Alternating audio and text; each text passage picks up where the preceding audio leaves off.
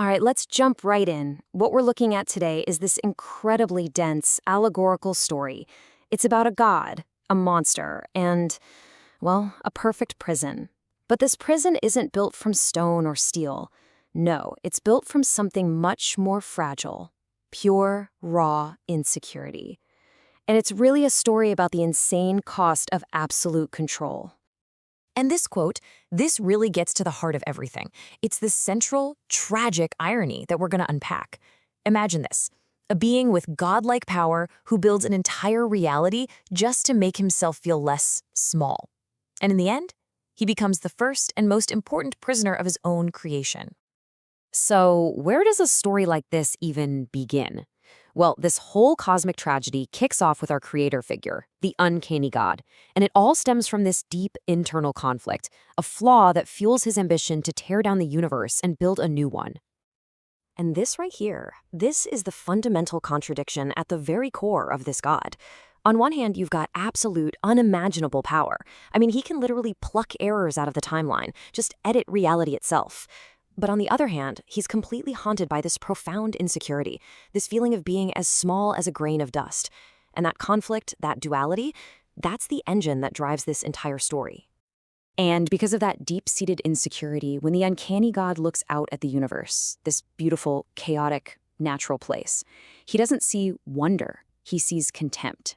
He looks at life with all of its messiness and unpredictability and just sees a mistake, an inefficient accident, as he calls it.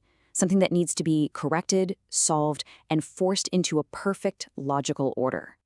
So, when you're a god with an existential problem, what's your solution? Well, in this case, it's to create something truly terrifying, a living weapon, a perfect enforcer, designed to hammer his vision of mathematical precision onto a universe he sees as flawed and imperfect. And here it is. Meet the Sapphire Griffin. Now, this thing isn't just some random monster. It's a symbol. It's described as a living monument of mathematical spite. I mean, what a phrase, right? It's literally the physical embodiment of the god's hatred for chaos, a terrifying fusion of a raven and a wyvern, built for one single, chilling purpose. So, how do you even make something like this? It wasn't simple. The god didn't just snap his fingers. No, he got his hands dirty. He plucked a jagged error right out of the timeline, made a demonic pact in the chaos of the old world, and then resurrected a fallen dark elf, twisting that soul into this monstrous new form. This isn't really creation, you know? It's more like a perversion of life, all to serve his cold, logical ideal. And this right here really gets to the Griffin's true purpose. It's called a prosthetic stature. It's basically a psychological tool, an extension of his own ego.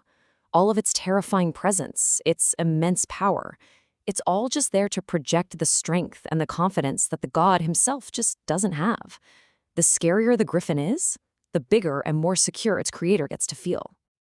Okay, so now he's got his perfect enforcer. The uncanny god's vision for a new world can finally take shape. And what does that world look like? It's a sterile, perfectly calculated reality, all remade in cold, logical silver. And the imagery here is just, wow, so chilling. The Griffin's wings, they're not feathers. They're made of sapphire ice. And get this, they burn within a negative temperature. It's a kind of cold that doesn't just make you shiver. It completely erases warmth, chaos, and life itself.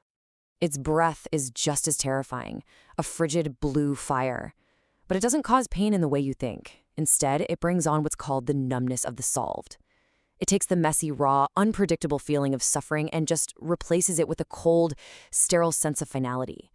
Your pain isn't a human experience anymore. It's just a problem that's been calculated and solved. Done.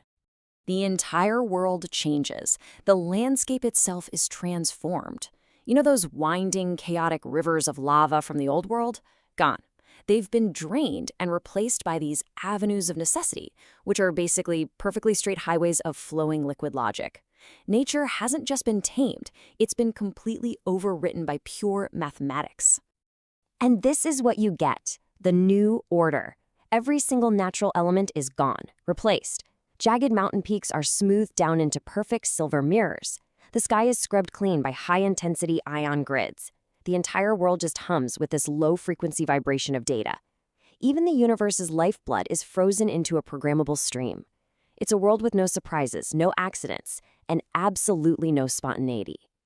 So, what's it actually like to live in this perfect, logical world? Well, this is where it gets truly horrific.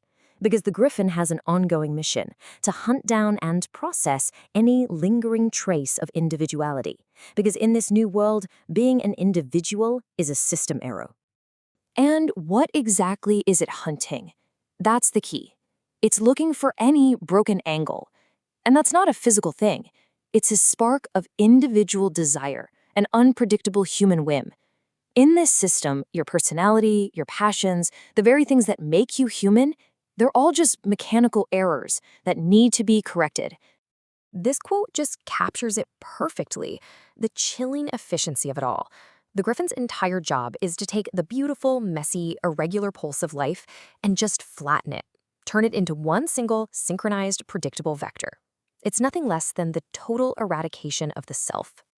And just look at how it works. First, it finds any spark of passion and labels it unproductive. Then, it literally freezes the soul with absolute zero until it shatters. But here's the sickest part. It doesn't just destroy it. The system is so brutally efficient that it harvests the kinetic energy of that despair and uses it as fuel. The suffering of individuals is literally what powers the clockwork hell that oppresses them. And that brings us to the endgame, the prisoner on the throne. This is where we see the tragic result of the god's grand design and the ultimate inescapable irony of his obsessive quest for control. So this is the big question, isn't it? After all this, after remaking the entire universe, silencing every dissenting voice, eliminating chaos itself, has he finally won? Has he conquered that feeling of smallness inside, that personal abyss he was so terrified of? We find him sitting in his throne room, the sanctum of the final proof.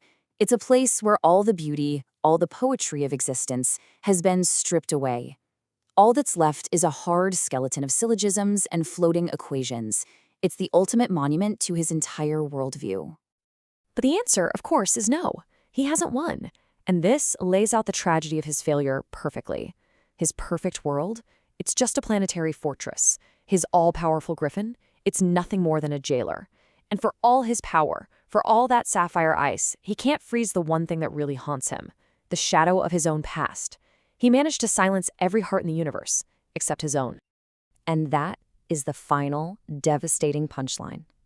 After remaking all of reality, after building a prison the size of the cosmos just to protect his own ego, the one sound he can never, ever erase is the quiet whisper of his own insecurity. The flaw wasn't in the universe. It was inside him the entire time. And his perfect, logical, silent world, well, it's only made that whisper echo even louder.